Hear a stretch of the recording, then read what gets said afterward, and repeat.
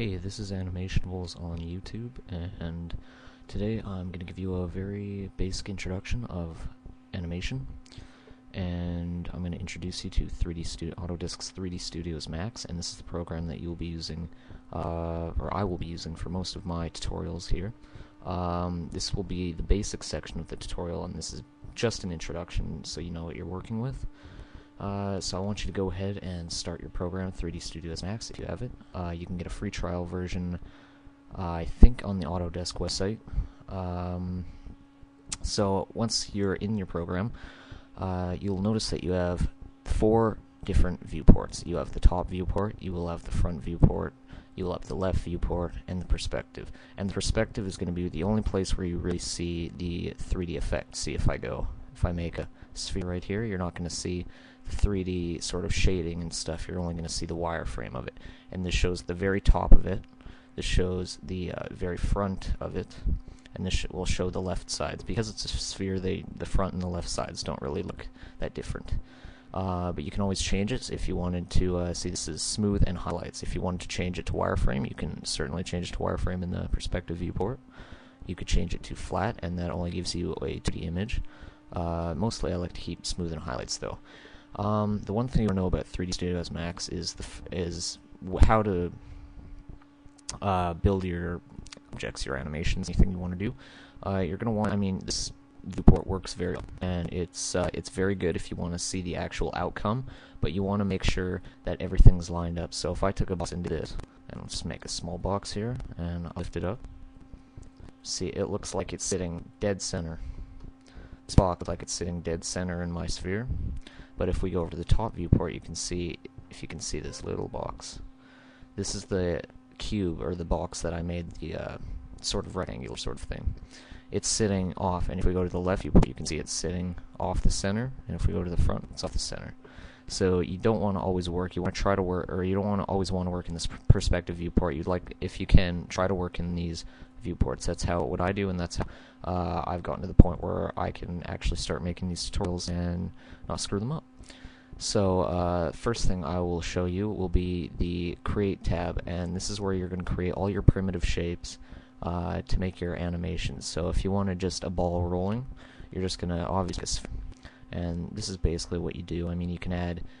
You can make your own scenes, your own stuff, like any sort of shape you can think of. You can even create these taking a teapot right there. You can make cylinders, torus, and force basically just what I refer it as. Cones, geospheres, and I don't use geosphere that much because I don't see the difference other than it just has a lot more vertices than the regular sphere. We'll get into that later though. You can make tubes, which is basically a hollowed out cylinder. The pyramid plane, which is a plane, was just like a 2D box. Don't be confused with the aviation type.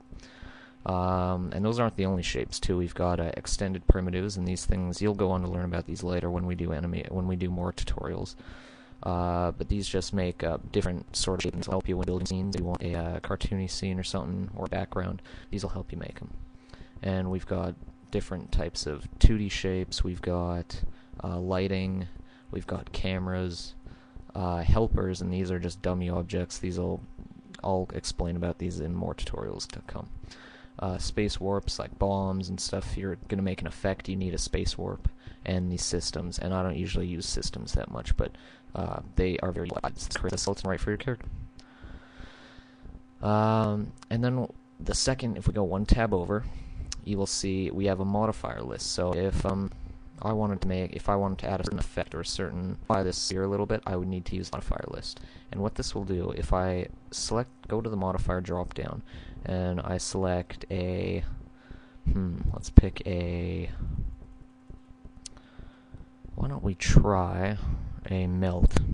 So this we have a melt modifier on our sphere, and you can see that a little orange box. This is the linkage around it, and I can melt this as it goes into nothing, just melt.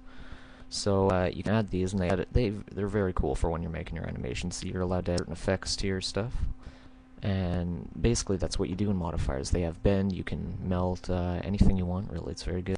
The hierarchy tab I will explain later because it is a very complicated thing to use, and I don't think we need to be using it right now for basic tutorials. The motion tab is where you'll select trajectories and parameters, exactly what's listed right here, in case you wanted to add a certain effect here to any motions you have in your animation. Display just displays all the different shapes and where they are, and if you need cameras, if you want to display your cameras, it'll show them in different areas. And your utilities, and I don't use the utilities that much either because I just haven't gotten into them that much. As we get into the advanced section of animation, I will explain them. I will explain the utilities more. Alright, now we're gonna go to the top page. Now we've got a bunch of tools here that are at the top. You may have a different version. I'm using Max 2010. We start the select and link. We start the select and link, and that will link any of your objects together. We have the unlink tool, and the link object is very much used for animations in different areas of animation. More about that later. Bind to space warp you're not going to really use much unless you're creating... I showed you the space warps before. Unless you're creating like a bomb or anything, you don't need it really just yet. We've got basic things, select object. We've got select object by that'll basically just drop down this list. See, I have no objects in my scene, so it doesn't really make objects yet. Then we have the select and move. So when you have an object, I'll just create a very basic shape here. It's a box shape. And when you have select and move, you can move on the X, Y, and Z axes. Alright, and then we have the select and rotate, in which you can rotate the X, Y, and Z axes. You can rotate it any way. This doesn't follow any whatever you want. I prefer to stick to the X, Y, and Z though. We have a uniform scale. Shouldn't delete that box there. We have the uniform scale box, and where you're smaller, anything like that, and you can or anything like that. It's very good. The next one we're going to go to that you won't have to worry about this drop down much, but this just changes all these different things that'll work on an animation. I can explain that in a different tutorial. Pivot point center we won't be using. Select and manipulate. We won't need to use this much. I will get into it more into the advanced tutorials.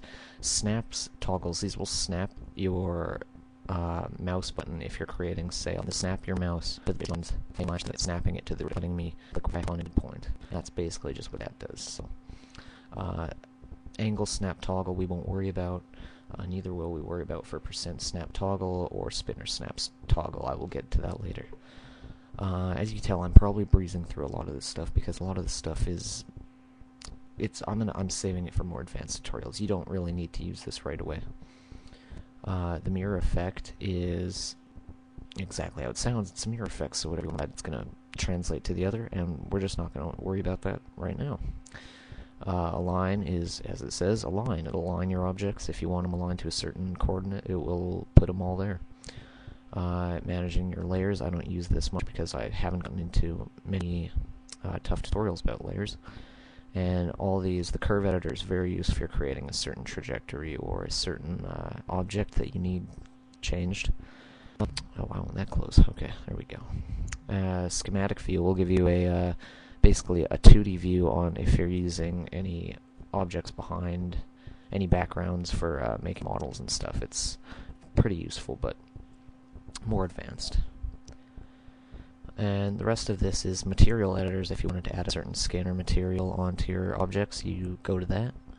And we have render set up, and this is all for the post-production stage. Once you're finished your shape, once you're finished any of your scenes, then you use these tools. But I'll get to that in more tutorials.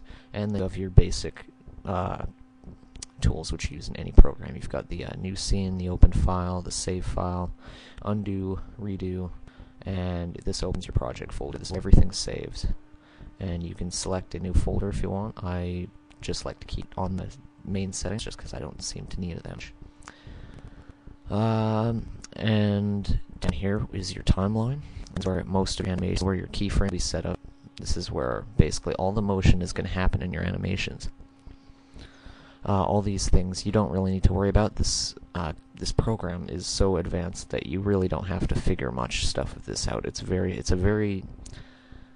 simple, yet it's a complicated program, if that makes any sense to you. More timeline tools down here. We won't worry about these until we get into the animation part of our tutorials. And play, stop. This works around your timeline. and works correctly. Nothing much else to show in this tutorial, but give me some comments, any comments or suggestions, or any tutorial requests, and I will try to fulfill them. So this has been Animationables.